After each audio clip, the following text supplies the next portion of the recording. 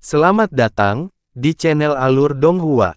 Sebelum menonton, silahkan subscribe, biar Mimin tambah semangat update-nya. Simpan itu. Helian Jue merendahkan suaranya. Saat pertama kali kita bertemu, saya telah mengasingkannya dari kerajaan kita. Meski begitu, dia tetap memilih untuk menyelamatkan hidupku. Kali ini, dia mengaku ingin mengunjungi alam Dewa Qilin, tetapi apakah menurut Anda seseorang setinggi dia akan mengagumi alam Dewa Qilin? Jelas sekali, itu hanya alasan. Dia melakukan semua ini untukmu, Lingzu. Helian Lingzu terdiam. Pokoknya, maksudku adalah kamu bisa menikah selama kamu menunjukkan sedikit inisiatif. Skenario terburuknya, Anda selalu bisa memberinya obat, itu benar. Kita bisa memberinya obat. Saya akan segera menyiapkan obatnya. Ayah, kamu sudah gila. Yang terjadi kemudian adalah suara Helian Lingzu yang buru-buru meninggalkan tempat itu. Beberapa saat kemudian, dia mendengar Helian Jue mengaum ke arah murid-murid yang memilih untuk kalah dalam pertempuran. Fang Zhonghe, Helian Peng, tahukah Anda berapa banyak yang telah diinvestasikan kekaisaran kepada Anda? Inikah caramu membalas kebaikan kami? Yang mulia, kami diperintahkan oleh putra mahkota untuk tidak berpartisipasi. Kami tidak bisa tidak mematuhinya. Ya yang mulia, murid-murid lainnya dapat membuktikan ini. Diam, sampah. Sudah cukup buruk kalau kamu tidak tahu malu, tapi kamu akan menyalahkan anakku juga. Helian Jue sangat marah hingga suaranya bergetar. Kalau begitu, izinkan saya memberitahu Anda sesuatu. Beberapa hari yang lalu, Aliansi Pemujaan Qilin mendatangi saya dan menyatakan bahwa mereka akan menggantikan dinasti Helian. Seandainya mereka berhasil, seluruh dinasti akan jatuh ke tangan pihak yang berpura-pura. Apakah kamu akan terus meringkuk di dalam cangkang kura-kura ketika itu terjadi? Fang Zhonghe berargumen, tentu saja tidak. Namaku diambil dari loyalitas, yang mulia. Saya terlahir sebagai Helian, dan saya akan mati sebagai Helian. Jika dinasti benar-benar dalam bahaya, saya akan mati untuk melindungi kerajaan saya. Helian Peng juga berkata, siapapun yang menyerang kita akan. Enyah. Terdengar suara keras dari pantat pertemuan booth. Orang sepertimu tidak boleh mengatakan itu. Konferensi Qilin habis dengan cepat mencapai kesimpulannya, dan hasil dari pertempuran terakhirnya tidak mengejutkan siapapun. Sekte Pasir Api menduduki peringkat terakhir dan kehilangan hak untuk memasuki alam Dewa Qilin. Sekte Boulder Mendalam dan Sekte Seribu Pisau sama-sama seimbang sampai Zai Liancheng terbangun di detik terakhir dan memasuki medan perang meskipun ada tatapan aneh di sekelilingnya. Meskipun dia terluka, dia adalah guru ilahi tingkat keempat. Dia mampu mengumpulkan begitu banyak tekanan sehingga Sekte Boulder Mendalam akhirnya berhasil mengalahkan Sekte Seribu Pisau. Sebagai runner-up kedua, Sekte Boulder Mendalam dapat memasukkan 200 orang ke alam Dewa Qilin, sedangkan Sekte Seribu Pisau hanya dapat memasukkan 100 orang. 24 jam berlalu, dan akhirnya tiba waktunya untuk membuka alam Dewa Qilin. Simen Boyun berdiri di depan penghalang ketika tanda dewa di punggung tangannya bersinar mengintimidasi. Mereka beresonansi dengan penghalang dan melakukan sesuatu. Simen Boyun berdiri di garis depan. Kekaisaran Helian, Aliansi Pemujaan Qilin, Sekte Mendalam Boulder, dan Sekte Seribu Pisau juga hadir. Yun Ce melirik Long Jiang. Dia menyendiri dan berdiri sendirian. Dia menarik pandangannya dan mengasah pikirannya. Kemudian, dia diam-diam menunggu dunia rahasia terbuka. Ketika hari ini berakhir, aku akan menjadi dewa jahat yang sejati. Dewa sesat Nisuan dan Kaisar Iblis Pemalu Surga Jie Yuan, dengan restumu, Aku yakin aku akan mampu melindungi duniaku, dunia yang duniamu berikan segalanya untuk dilindungi. Alam Dewa Qilin akan dibuka selama 300 hari. 300 hari kemudian, semua orang akan diusir baik hidup atau mati. Kamu boleh pergi kapan saja selama ini, tapi kamu tidak akan bisa memasuki alam Dewa Qilin lagi. Simen Boyun sedang membacakan aturan dasar alam Dewa Qilin dengan suara dingin. Setiap nafas yang kamu habiskan di alam Dewa Qilin adalah hadiah dari Raja Abaisal sendiri. Ini seharusnya cukup sebagai peringatan. Saya tidak percaya kalian begitu bodoh sehingga menyia-nyiakan kesempatan emas ini, untuk terlibat satu sama lain dalam konflik yang tidak ada gunanya. Zai Kexi buru-buru menjawab, "Jangan khawatir, Tuan Ksatria. Tidak ada catatan konflik di alam Dewa Qilin sejak awal berdirinya. Jika kita memperoleh peluang atau terobosan, itu karena kita mendapatkannya melalui kemampuan kita sendiri. Kami tidak akan pernah berani menghujat tanah yang diberikan oleh Raja Abaisal sendiri. Sebaiknya tidak." Simen Boyun mengalihkan pandangannya ke kerumunan. Juga, alam Dewa Qilin dipenuhi dengan segala jenis badai pasir dan bencana duniawi. Pastikan untuk menjaga diri Anda dengan baik. Anda hanya bisa menyalahkan diri sendiri jika Anda mati di alam Dewa Qilin. Setelah mengatakan ini, dia menempelkan punggung tangannya yang memiliki tanda dewa dari tanah suci ke penghalang alam Dewa Qilin. Penghalang itu berubah menjadi tidak berwujud di tengah kilatan cahaya, dan sebuah pintu masuk muncul di depan mata semua orang.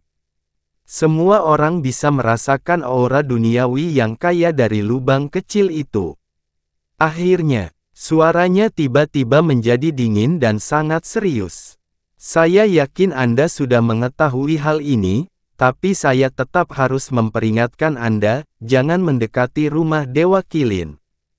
Jika kamu membuat marah Dewa Qilin, maka tidak ada yang bisa menyelamatkanmu.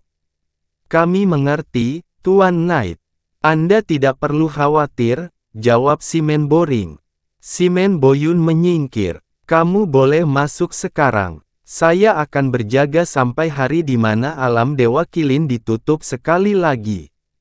Para anggota Kekaisaran Helian, Aliansi Pemujaan Qilin, Sekte Mendalam Boulder, dan Sekte Seribu Pisau semuanya sangat gembira. Mereka memasuki alam Dewa Qilin dengan cara semi-tertib setelah berterima kasih kepada Raja Abaisal dan Ksatria Abaisal.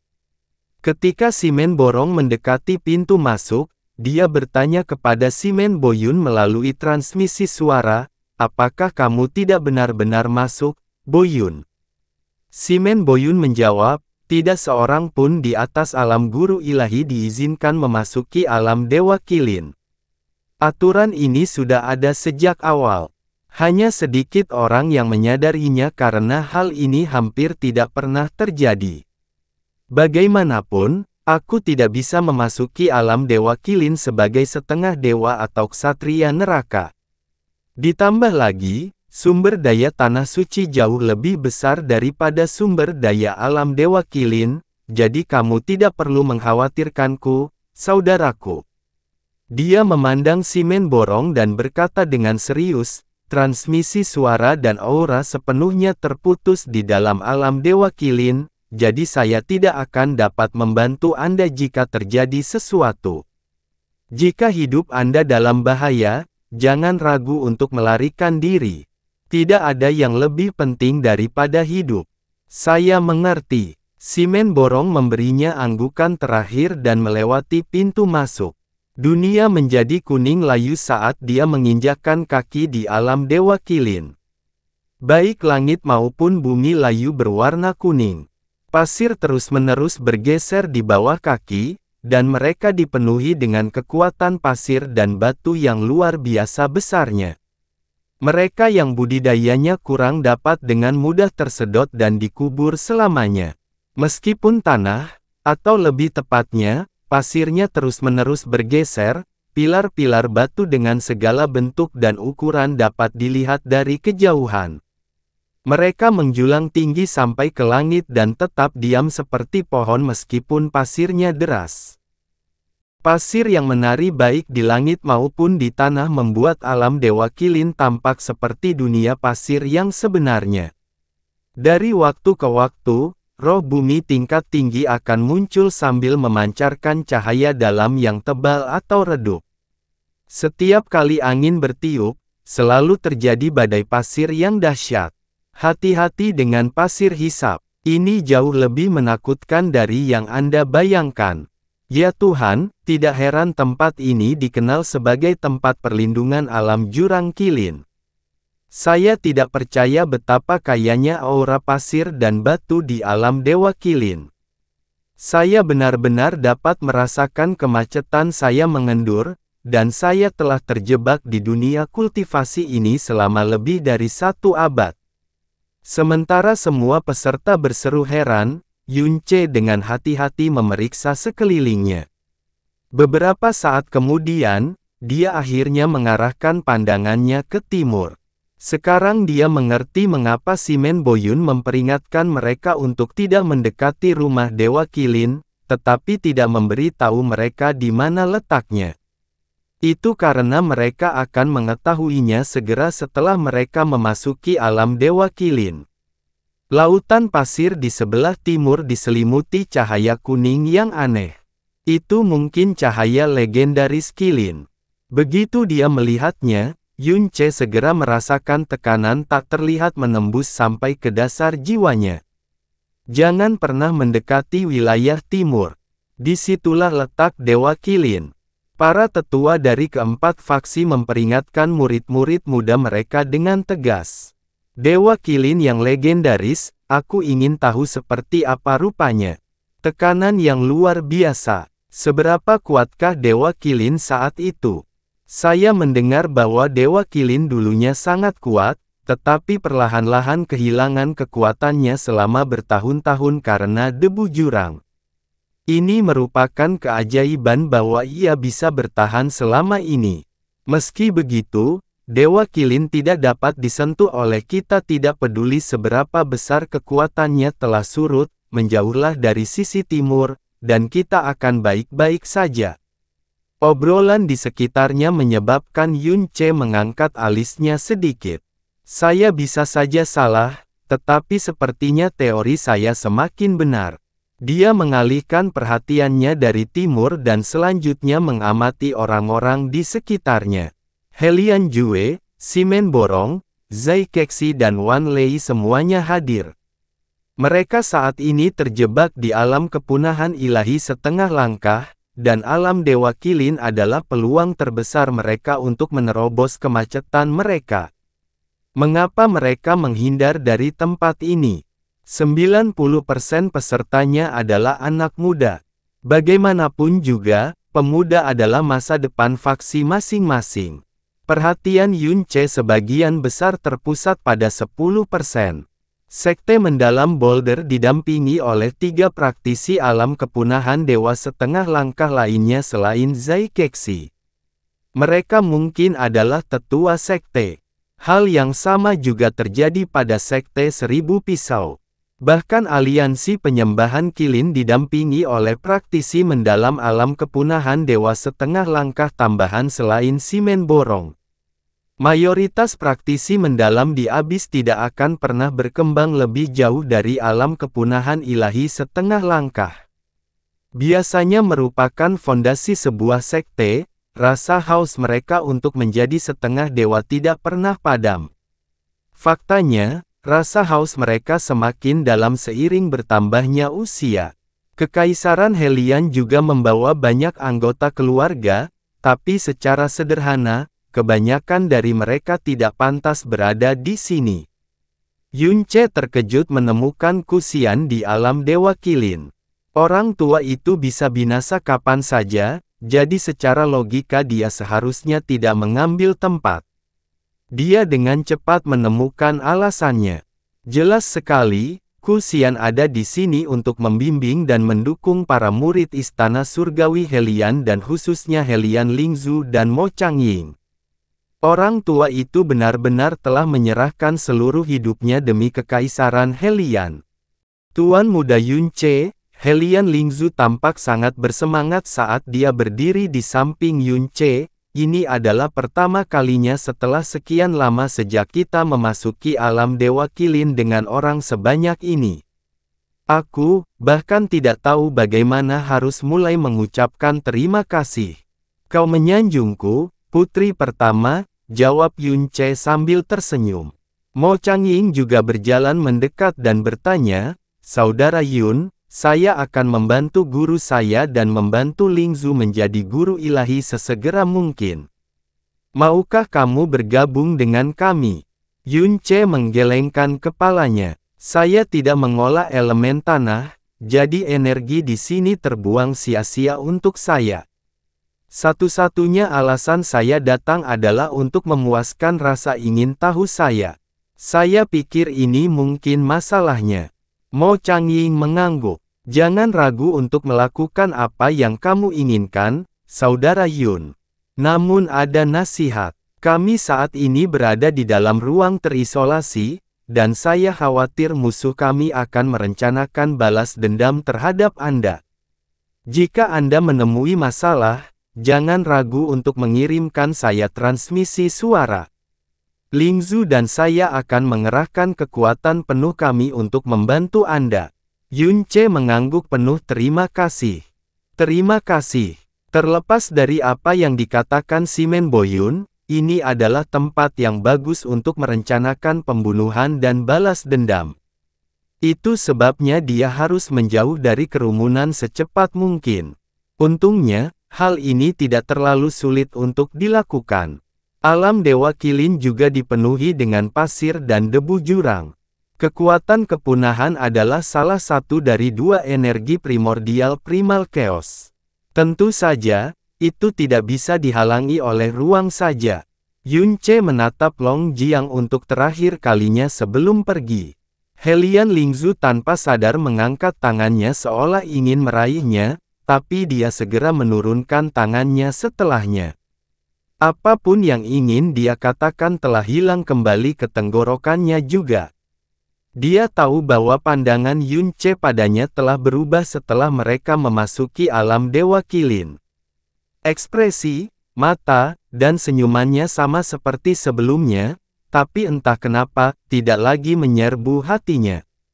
Yang Mulia Naga, Simen Borong membungkuk ke arah Long Jiang. Ini semua berkat Anda sehingga aliansi penyembahan Qilin dapat memasuki alam Dewa Qilin.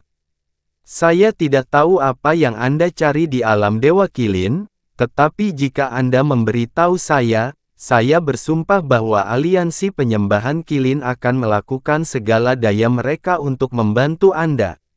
Long Jiang menjawab sambil membelakangi Simen Borong, tidak perlu. Anda dan saya baru saja memenuhi kontrak. Sekarang kita tidak lagi berhutang satu sama lain, kita harus menjauhi satu sama lain. Simen Borong punya firasat bahwa ini mungkin terjadi. Dia menghela nafas dan menjawab, terserah Anda, Yang Mulia Naga. Long Jiang sudah berjalan menuju badai pasir. Hembusan angin bertiup di sampingnya. Itu adalah Yunce yang menyusulnya dan bertanya dengan ekspresi tulus, jelas, baik Anda maupun saya tidak ada di sini untuk berkultivasi atau membuat terobosan.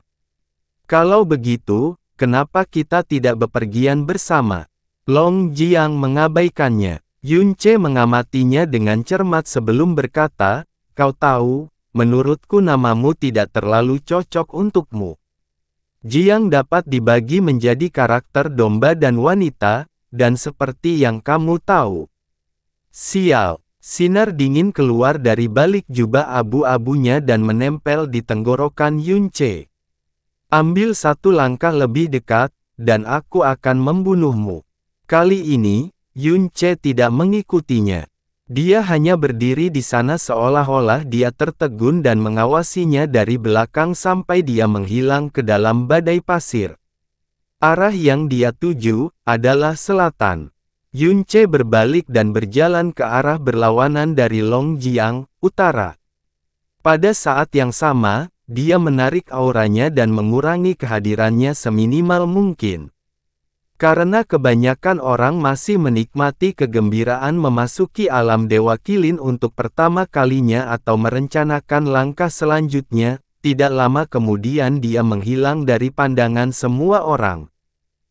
Setelah terbang sekitar 500 km ke arah utara dan memastikan bahwa dia tidak dapat merasakan aura asing yang mengejarnya, dia tiba-tiba berbelok dan terbang ke arah timur.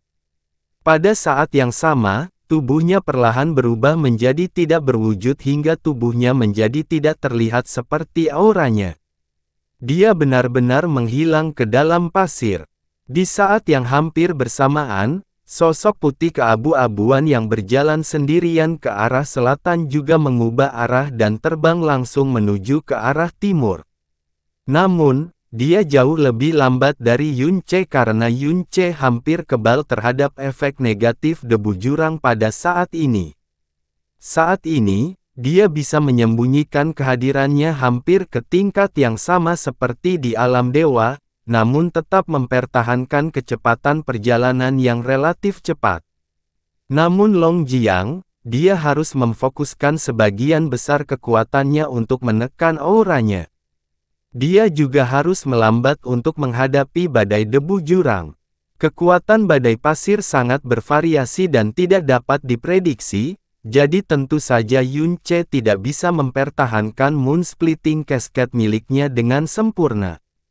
Faktanya, tembus pandangnya akan pecah dari waktu ke waktu. Yunce tidak terlalu mempedulikannya.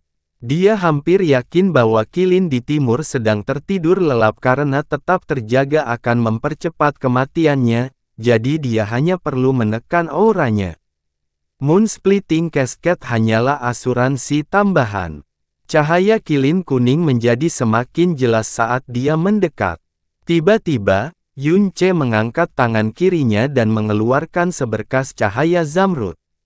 Di dalam pembuluh darahnya yang dalam, 5 benih dewa jahat, air, api, angin, guntur, dan kegelapan bersinar terang juga. Faktanya, mereka bersinar lebih terang dari sebelumnya sejak Yunce mendapatkannya. Tampaknya mereka tidak bisa menahan kegembiraan menjadi utuh dan terlahir kembali juga. Meskipun Yunce sudah hampir yakin bahwa dia benar sejak lama, jantungnya masih berdebar kencang. Itu di sini. Itu ada di depanku. Dia mempercepat tanpa sadar, tapi dia dengan cepat menahan diri dan melambat sekali lagi. Pasir, batu, dan debu yang tak terbatas tertinggal di belakangnya. Seolah-olah dia telah menjadi satu-satunya yang tersisa di dunia ini. Faktanya, tidak ada yang bisa mendengarnya bahkan jika dia meraung sekuat tenaga. Akhirnya, ketika cahaya di pupilnya telah mencapai puncaknya, kakinya akhirnya menyentuh cahaya kuning Qilin. Dia membatalkan Moon Splitting Cascade dan menatap lurus ke depan. Hanya dalam rentang beberapa napas, semua kegugupan dan ketegangan di matanya telah surut, hanya menyisakan tekad yang dingin. Jika tidak ada orang yang lebih baik dalam mengatasi rintangan melalui kekerasan selain Yunce, maka tidak ada orang yang lebih baik dalam menghindari rintangan melalui spionase dan manipulasi selain Qiwu Yao. Dia telah berlatih bagaimana percakapannya dengan Qilin terakhir dan pengambilan benih dewa jahat terakhir jutaan kali dalam pikirannya. Qilin ini diberi nama Dewa Qilin. Jelas sekali bahwa kekuatan itu melampaui imajinasi. Bahkan tidak ada 100 orang pun yang memiliki peluang sedikit pun untuk mengambil benih dewa jahat dengan paksa. Dalam hal itu, dia hanya perlu meyakinkan Qilin untuk menyerahkan benih dewa jahat dengan sukarela. Ini seharusnya tidak sulit karena kepribadian Qilin tetap sama sejak zaman kuno. Sambil berdiri dengan bangga di atas kemilau cahaya Qilin, Yunce menyalurkan auranya yang dalam dan berteriak, penerus dewa penciptaan elemen, Yunce telah datang untuk menemui Dewa Qilin. Raungannya menyebarkan kabut pasir, mengguncang ruang, dan meninggalkan riak cahaya yang tidak kunjung memudar untuk waktu yang sangat lama. Pasir dan debu Qilin God Realm yang gelisah membawa auman Yunce ke kejauhan. Lalu, dunia tiba-tiba menjadi sunyi. Pasir berhenti mengalir, dan aumannya berhenti menyebar. Setiap butiran pasir dan debu juga membeku di tempatnya. Seolah-olah dunia itu sendiri tiba-tiba terhenti. Cahaya kuning Qilin tiba-tiba menyebar dan menyelimuti ruang ratusan kilometer. Pada saat yang sama, aura yang menyerupai laut menekan Yunce. Yunce tidak terlihat takut atau terkejut. Faktanya, dia hanya merasakan kelegaan yang mendalam. Auranya luar biasa berat dan kuat seperti yang diharapkan, tapi tidak kasar, marah, dan jelas tidak haus darah. Ini berarti dia telah melewati rintangan terbesar. Dia menatap ke kejauhan. Cahaya kuning Qilin tiba-tiba berubah menjadi padat, dan yang mengejutkan Yunce, cahaya itu bukanlah cahaya sama sekali. Itu adalah istana cahaya raksasa yang sangat besar, dan dia berada tepat di tengah-tengahnya. Hal ini memicu ingatan di kepalanya. Selama era para dewa, ada dua kekuatan ilahi yang dibanggakan sebagai pertahanan terbesar seluruh alam semesta di bawah Dewa Penciptaan. Salah satunya adalah Menara Suanji Kura-Kura Hitam, dan yang lainnya adalah Istana Suci Qilin milik Dewa Qilin. Mungkinkah ini Istana Suci Qilin yang mistis? Yunce sama sekali tidak bisa melihat dunia luar. Aura, suara, bahkan cahaya, seolah-olah istana kuning adalah segalanya yang tersisa di dunia. Yunce mencoba memperluas persepsi ilahi di luar aula tempat dia berada, tapi yang dia temukan hanyalah kehampaan mutlak.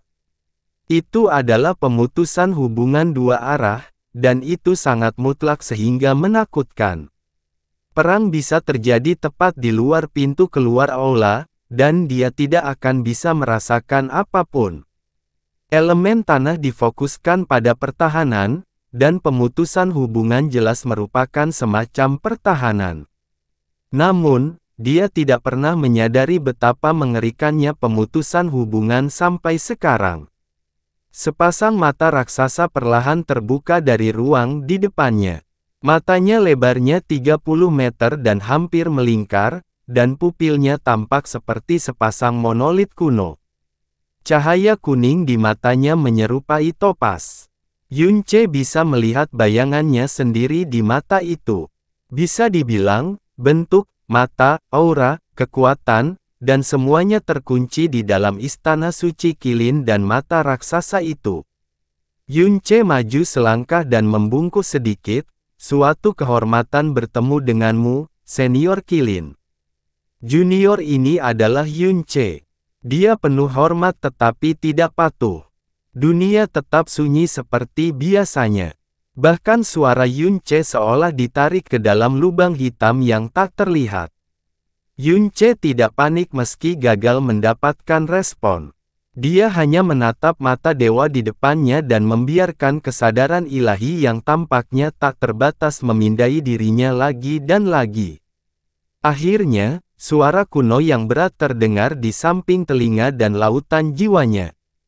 Seorang penguasa ilahi yang berani mengganggu tidurku. Apakah Anda ingin dikuburkan di jurang berpasir ini selamanya? Yunce menjawab dengan tenang, kamu bisa menguburku dengan satu jari jika kamu mau, senior. Tapi kamu tidak akan pernah melakukan ini karena aku adalah penerus Dewa Pencipta Elemen, Nisuan. Dia melepaskan energinya yang dalam. Dia menciptakan bola api di tangan kirinya, es di tangan kirinya, hembusan angin di bawah kakinya dan kilat di sekujur tubuhnya.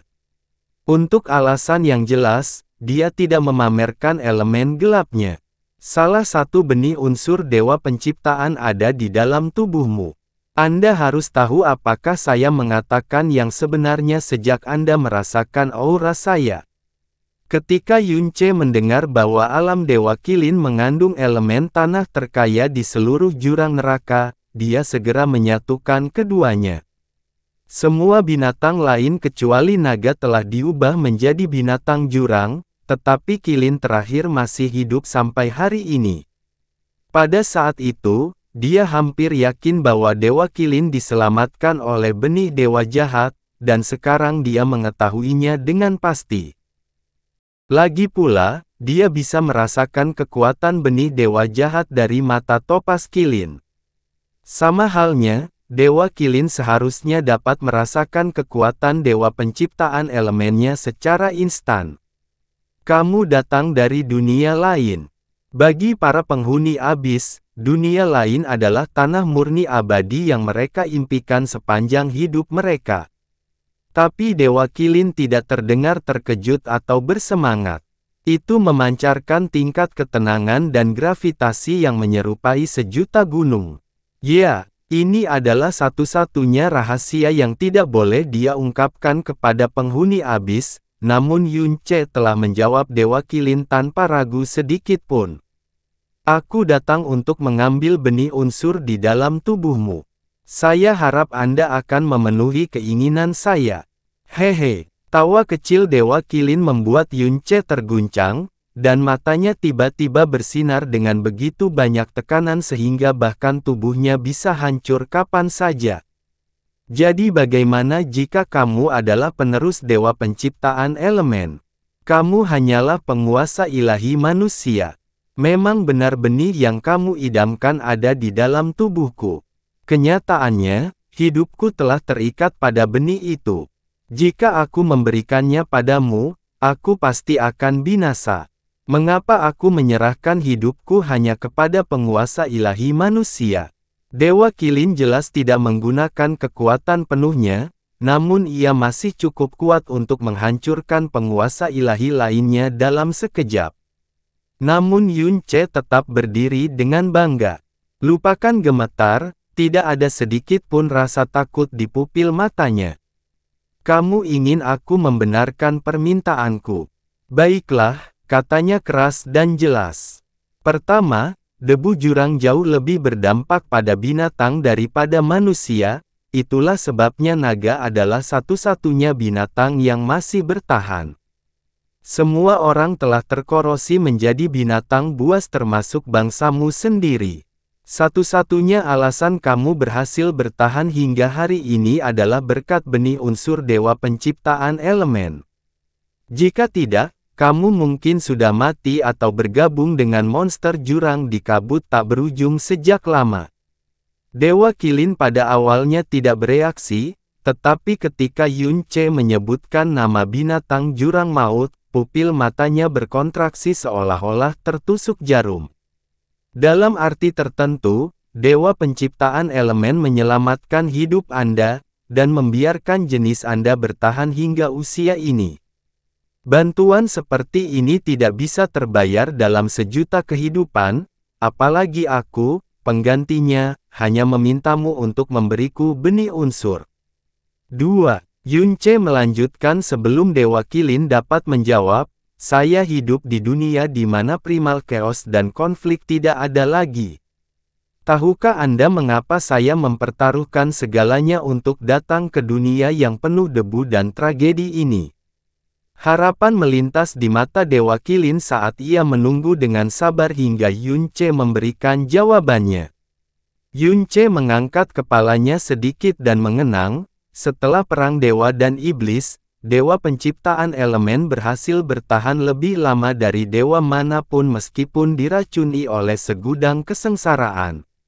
Pada saat itulah dia menemukan ada sesuatu yang tidak beres dengan abis dan melemparkan salah satu benih unsurnya ke dalam abis. Itu adalah yang ada di dalam tubuhmu saat ini. Sebagai penerus dewa penciptaan elemen, secara alami saya dapat merasakan di mana benih unsur berada. Alasan dia melemparkannya ke abis adalah untuk menarik perhatianku ke abis.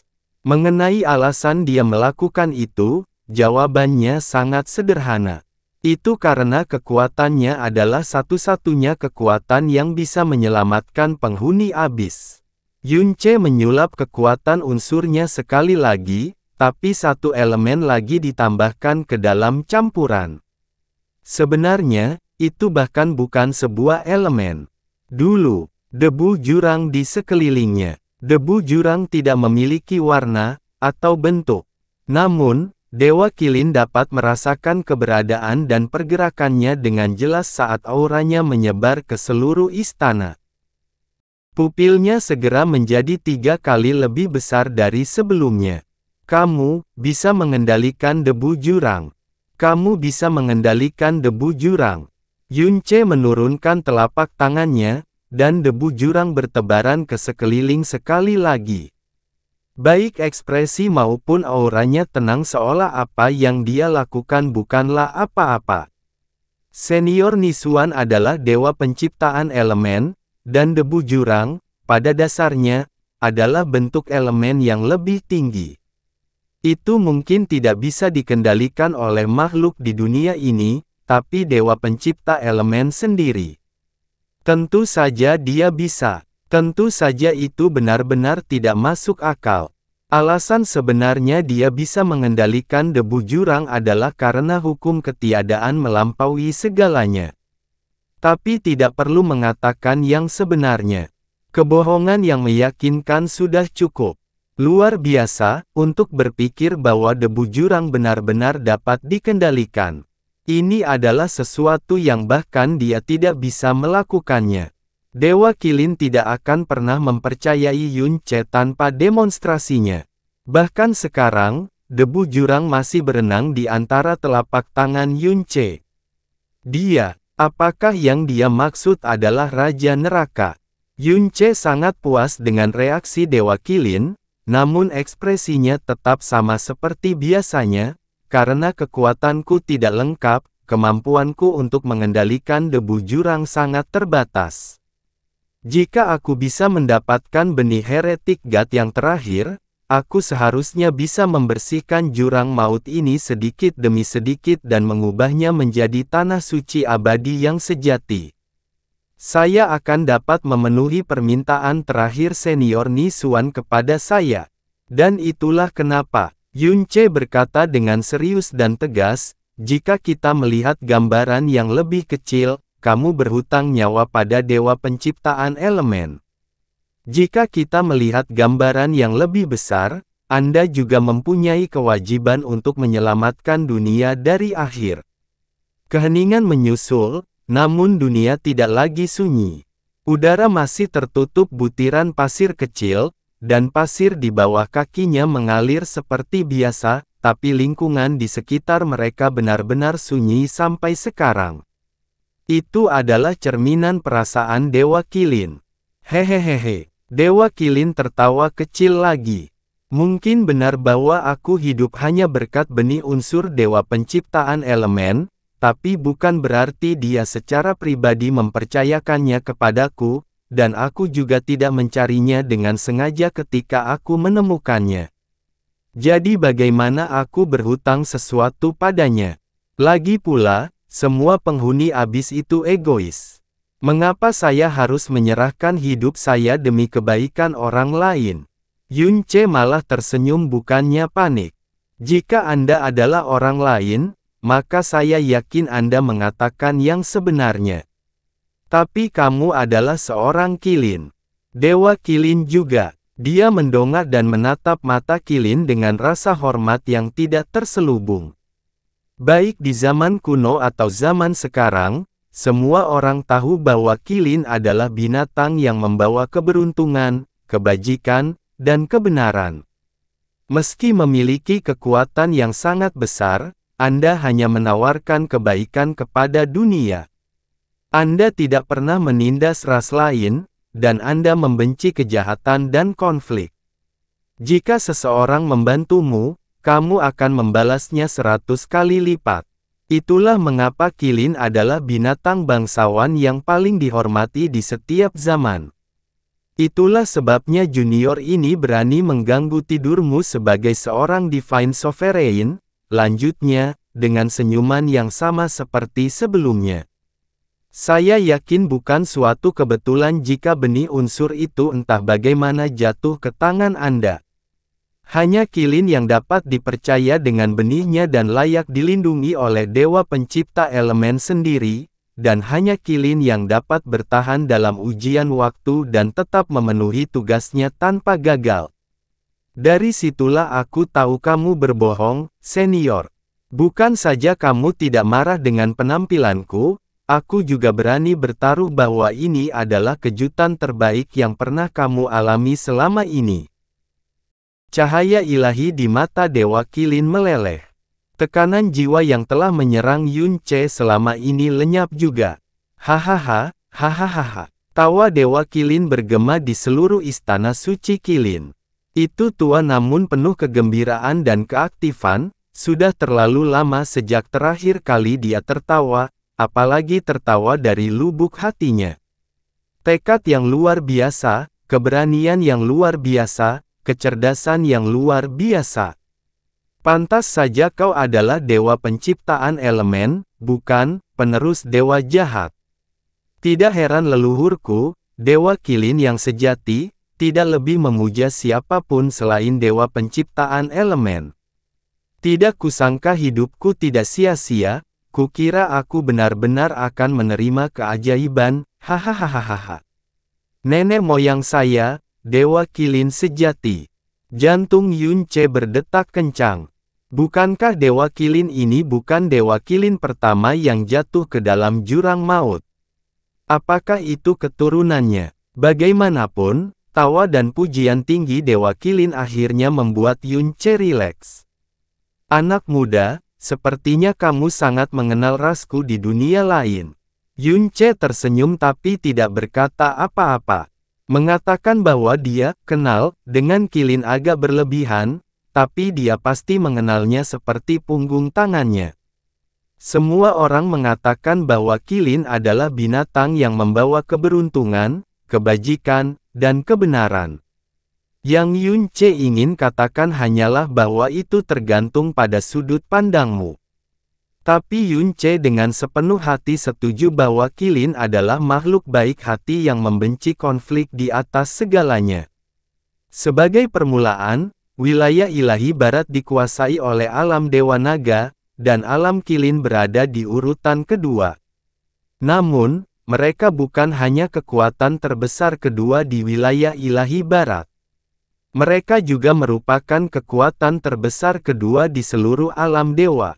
Meski begitu, dunia Qilin tidak pernah menindas ras lain atau bahkan berperang melawan siapapun. Begitulah cara mereka mempertahankan sikap netral mutlak sampai Yun Ce muncul. Mereka suka memberi bantuan, tapi mereka benci berutang budi pada orang lain. Dulu ketika Long Bai mengerahkan seluruh wilayah ilahi barat untuk menyerang Yun Ce, dan wilayah ilahi utara benar-benar terpojok, kekuatan terbesar kedua di antara mereka semua, alam Qilin telah bertarung dengan sangat pasif sehingga praktis tidak bertempur. Kaisar Qilin dan 4 tinta Qilin terkuat telah dengan mudah ditembak oleh musuh, dan tidak ada satupun praktisi mendalam wilayah ilahi utara yang tewas di tangan alam Qilin. Faktanya, mereka kehilangan banyak Qilin karena wilayah ilahi utara. Jika mereka berusaha sekuat tenaga, wilayah ilahi utara tidak akan pernah bertahan sampai Yun Ce keluar dari alam ilahi surga abadi. Belakangan, alam Qilin adalah alam pertama yang menyerah kepada Mo Beichen. Apakah Qi Tianli pantas mati karena pengkhianatannya? Tentu saja dia melakukannya. Seperti yang dia katakan kepada Qi Wuyao saat itu, jika pengkhianatan tidak dihukum dengan benar, maka kesetiaan tidak lebih dari sekadar lelucon. Apakah Qi Tianli menjijikkan? Sebenarnya tidak. Qi Wuyao sendiri mengakui bahwa Qi Tianli telah mengambil keputusan paling rasional dan tepat ketika menyadari bahwa mustahil mengalahkan Mo Beichen. Secara realistis, itu juga satu-satunya pilihannya. Jika dia melawan, alam Qilin akan dibantai hingga habis.